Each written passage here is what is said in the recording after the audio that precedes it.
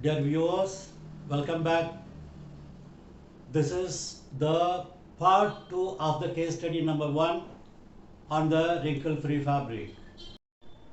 The break I have given you is just to develop your thought process. This is the situation I left at. I find my own solution. The same way, definitely you can also find the solution. Only thing is your thought process must be very different from the normal things. Then only you will be able to find out the solution. What are the things to be checked? How do you want to cut the fabric? Everything you will decide that point of time. Now I am going to tell you what did I do. I started checking the garments again. That means the piloted garments I started checking. All my tear marks are horizontal, nothing vertical or nothing L-shaped. L-shaped damages are there, we can presume, yes, this could be a reason in the washing. But that is also not there. Why all tearing is happening widthwise? That's what came into my mind first. Then I thought of the fabric. What is the fabric? Fabric is linen, right? There is no problem in that. It passes the 4-point system instruction also.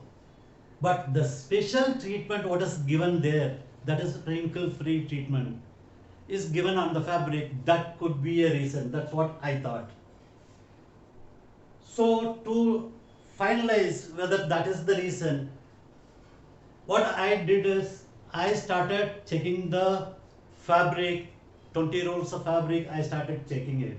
Whether I'll be able to notice anything, any marks, which normal cases we will get away with it. I started checking the fabric. The fabrics, at some places it was showing a small crease mark. I have displayed 2 swatches in this video. One is the simple plain fabric as it is received. The other one is marked with that crease mark where it is shown. It is clearly marked over there just for your visualization. In normal cases, this kind of crease mark we ignore it because that will go off in the washing and after the ironing. So this is not a serious problem in a normal fabric. Since this is a wrinkle-free treated fabric, I thought this could be a reason. So I wanted to check the fabric after washing. What did I do is I cut the areas where the marks are noticed, cut 20 by 20 centimeter swatches and join it all together, made into a blanket, marking it with glass marking pencil, send it for washing. The same wash whatever is going to be done on the garment. Surprisingly, after receiving the blanket from the washing, we noticed all the areas we highlighted, we marked with the glass marking pencil were having the torn mark. That means there is something wrong in the fabric processing or the final treatment of the fabric. So what we did is the other exercises, what we wanted to do is, are we going to identify these defects in the fabric form or not? I was standing in the checking machine. I started checking 20 rolls of fabrics, which I could able to mark, okay, this is the area I am expecting the problem. So the same way, we started checking the entire fabric, for which we have spent some money on it, that is being collected from the mills later, finalizing the OCR. So the mill is also very happy to hear what we noticed, because if we cut the garment, make the garment, and after that if we reject it, the rejection factor is going to be very high, and the claim factor is also going to be very high to the mill. So they said it's a very good findings from your side. You go ahead and do whatever you want to do, but please advise us what is the loss going to be at the end of the day. How can you give a scientific calculation to the mill? This is going to be our loss. Is that possible? Yes, I made it possible. How did I do it? It is just a thought process, nothing else, and it's an arithmetic. To do this, you need not be in the apparel industry. You must be thorough in your arithmetic. That's it. That gives you the solution to this problem. What did I do is, I requested the factory to start checking the fabric for that particular fold marks or the crease mark, and ask them to mark it with the glass marking pencil and make a record of it. That means from the beginning to the 10.5 meters there is a defect. You write down the first defect is at 10.5, the second defect at 11 or 15 or 20, whatever it is. Go on writing how the defect by defect at what meterage it is coming. That example I am going to show it on the board now. You can see what intervals the defects are coming in. It's not at every 2 meter, it's not at every 1.5 meter, it's not consistent. In some places it is happening at 1 meter, in some places 50 centimeters, in some places it is 18 meters also. So there is no consistency in the defect area. What we did is, we started making a record for 20 rows, which is being displayed now. I'll be showing you that display and will explain you what did I do after that. Now some people may think how the particulars taken from the factory is going to help us in cutting the fabric and executing the order. Actually speaking, this is the main factor which is going to help us to decide whether we are going to execute the order, and also this information is going to give the full information, scientific calculation to the mills, what kind of replacement fabric we required from the mills. So let me explain how it works. So out of 20 rolls we have taken for checking, I am giving you only 2 rolls for your reference. See, the first roll I have taken till 10.5 meters, there is no defect found. At 10.5 meter, the defect what I have shown you in the earlier frame is the defective area which we already found it out. So in this particular roll, at 10.5 meters, that defect was there. 14.6, there is a defect. 33.6, there is a defect. 36, there is a defect. So on. At 97.9 is the last defect we noticed, and after that there is an end bit left 2.10 meters. Now with this information, I wanted to calculate if I start cutting the fabric, what is the loss going to be? We had taken 20 rolls for our trial purposes. That 20 rolls, I studied the defect points and marked it and recorded it. People may be wondering how this process is going to help in executing the order. This is going to help us to convince the mills what is the rejection replacement fabric we need so that he can start weaving and dyeing the fabric in the meantime. So how can we convince the buyer unless we give a scientific calculation? Mills. I'm talking about the mills. How can I convince the mills unless we give some scientific calculations? So I started collecting this information. Only the information I got from the factory is only this. That is, at this point there is a defect.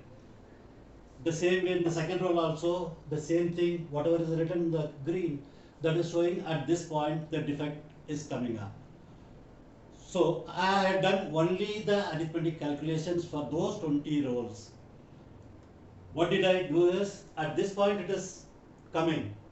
So keeping that in mind, I am going to splice the fabric wherever the defects are occurring. So instead of 2 end bits or 1 end bit, I will be having 13 end bits or 14 end bits. Some rolls might be 18 end bits. So by doing so, what is the fabric losses we are going to get? That is what I wanted to calculate. The calculation of 2 rolls given here. See here, in this case, first 10.5 meters fabric I can make use of. So from that, at a yield of 2 meters per garment, I can cut 10 garments and the leftover fabric is only 50 centimeters. The second bit is only 4.10 meters. I can cut 2 garments and 10 centimeters I can keep it aside as a end bit. Then the third bit is 19 meters, from which I can cut 9 garments and 1 meter is wasted. So the same way I calculated for all 20 rolls, and from this roll result I am getting, see, if the fabric is good, this is a 100 meter roll. If the fabric is good, I could have cut 50 garments at the yield of 2 meters. But unfortunately in this roll, I could able to cut only 45 garments, which means 5 garments are rejected. So 5 garments are the loss to the factory or the mill or the buyer. Okay, these 5 garments actually translating into 10%. Out of 50 garments, I lost 5 garments. That means 10% I have lost in this roll. But what you need to look at is, here I am not going to reject any garment for this kind of defect. That is what is very important here. The same way 20 rolls are worked out. At the end of the day, I got, this is 2 average rolls I have taken. Some cases I found 18 defects, some we found only 7 to 8 defects. So average I have taken it at 13 and 14 defects wherever it is. So this roll gives me an average of 10.73% fabric rejection. We informed the buyer to produce minimum of 12% fabric for replenishment. The mill accepted and the mill started weaving the fabric and they started the process. In the meantime, we started cutting 100 rolls in the required ratio by splicing the rolls wherever the defects are. So we got a result.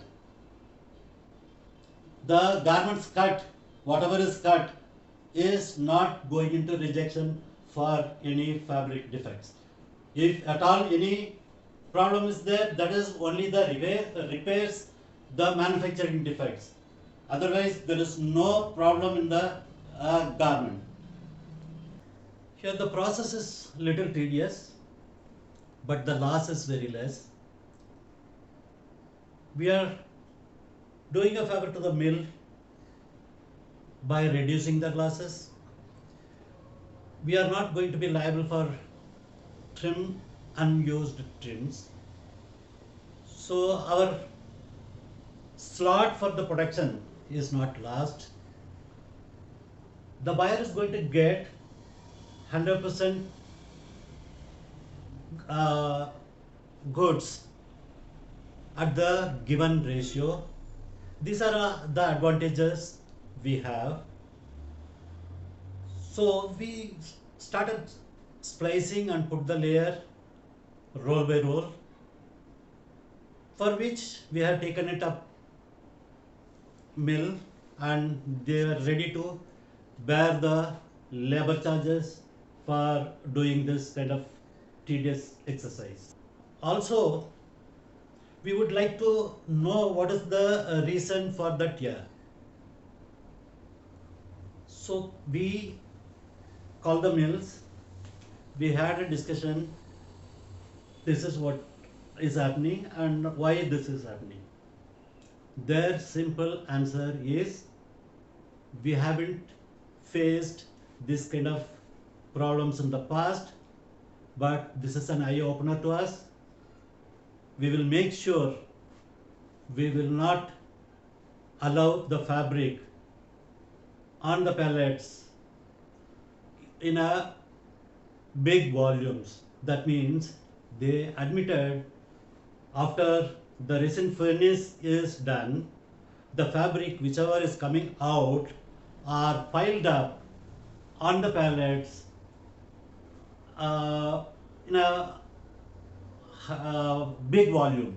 That means instead of 10 rolls together or 5 rolls together, they might have put 20 rolls, 30 rolls together, and the pressure made the crease marks before the baking is done completely. Since the moisture was there and the residues are also there at those areas, the residues deposited and that started cracking at the time of washing. This is the explanation they are given, and also they appreciated the efforts of the buying office and the agency, buying office and the factories for their best cooperation and their findings. In concluding the case study, I would like to say something. See, after getting to know the action taken and the result, we may think, oh, this is so easy, but it is only the thought processes which made the case much easier, simpler, economical. This is how you need to think in future in any case, and I strongly believe there is nothing impossible in the apparel industry. You need to carry this in your mind and you need to find the solution. Thank you.